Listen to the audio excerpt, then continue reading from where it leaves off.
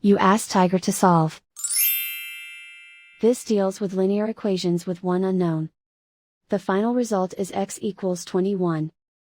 Let's solve it step by step. Group all constants on the right side of the equation. Add 29 to both sides. Simplify the arithmetic.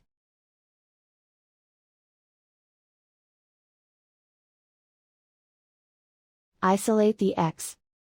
Divide both sides by 6. Simplify the fraction. Find the greatest common factor of the numerator and denominator. Factor out and cancel the greatest common factor. And so the final result is x equals 21.